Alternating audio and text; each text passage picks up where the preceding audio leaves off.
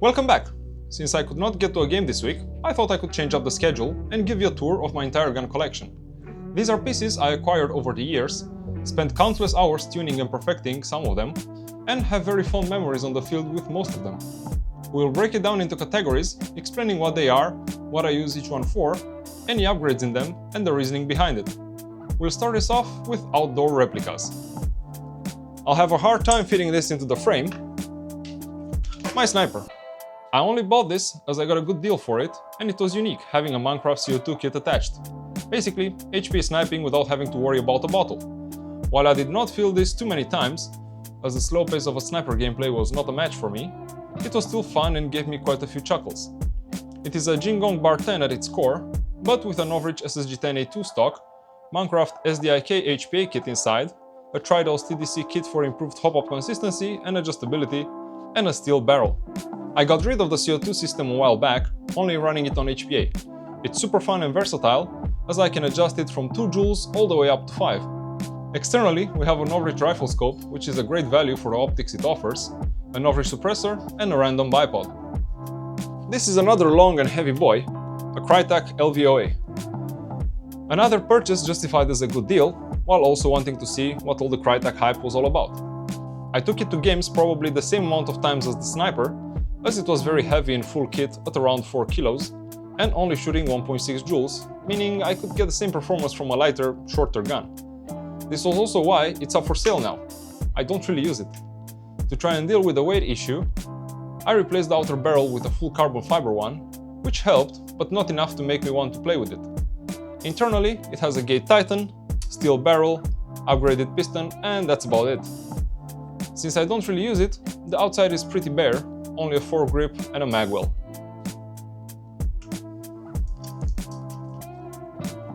Last on this list is basically my go-to for outdoor play, fun with a little kick for realism and immersion, the SSQ-22. I know it's kind of hard to see it underneath the camo, but this thing is really fun, has the right amount of kick to not become annoying, it's lightweight and super easy to maneuver. I only use this on HPA, as it makes it super consistent and reliable. I don't have to carry heavy magazines, and with a 2 joule nozzle, I get right around 1.7, which is perfect. I usually pair this with a smoke suppressor for extra immersion points. It has a small and discreet hand stop, and of course, the HPA adapter to MP5 magazines. Let's move to my indoor/CQB replicas. This category is quite vast, as I amassed a considerable collection, mainly playing indoors. I'll start with the first AG I ever bought 5 years ago, the Aris Amoeba 007. This looked ideal at the time, being super short. Over time I shimmed it, changed the motor, the gearbox when it cracked, and some other parts. Now it houses the Aris HEB001 HPI engine. I mounted a drop stock to use it with a die mask, has a 3D printed magwell, an Acetec blaster tracer, and a carbon fiber outer barrel. The grip got a custom stippling job from yours truly, and I printed a longer handguard to make it more balanced. I don't use it that much because the engine eats a lot of air and I have better options, but I'm also not getting rid of it anytime soon. Coming up, my first DSG I ever built. The base was the cheapest double legal M4 at the time, and while it has a lot of modifications inside, the gearbox shell is still the original one after more than 100,000 shots. It features a gate titan, brushless motor, max chamber, helical DSG gears, and a lot of other goodies inside. External-wise, I created a custom carbon buffer tube, the perfect length for me, an aluminium drop stock, carbon fiber outer barrel, an Overwatch red dot and BB-proof flashlight, along with a pressure pad and a foregrip. It's a pretty light gun, and I enjoy taking it to the field from time to time, when I get nostalgic about AGs. This one does around 45 rounds per second, and the trigger response is very crisp. Opening up the SSR9 subcategory is the Nexus engine-equipped SSR9, which I use for domination tournaments and other CQB shenanigans. I really like this platform as parts fit nicely, there aren't really any alignment issues, and overall is a solid choice. As I said, this one has the MechLabs Nexus engine inside, a steel barrel, and that is about it for the inner part. On the outside, it's pretty kitted out, again with a carbon fiber outer barrel, an Overwatch red dot, polymer hand stop, and Olight Odin mini flashlight. This is another lightweight gun that allows you to run with it the whole day without getting tired, and it's simple enough that you just connect it to air and you're good to go. Another SR9 is this beauty, my wife's pink DSG. I wanted to keep modifications to a minimum with this one, to keep it as reliable as possible for her, but some things had to be improved. The motor is a Solink brushless, the piston is a Jaeger one, and the hop chamber is Begadi, not because it needed it, but because I wanted to test it out.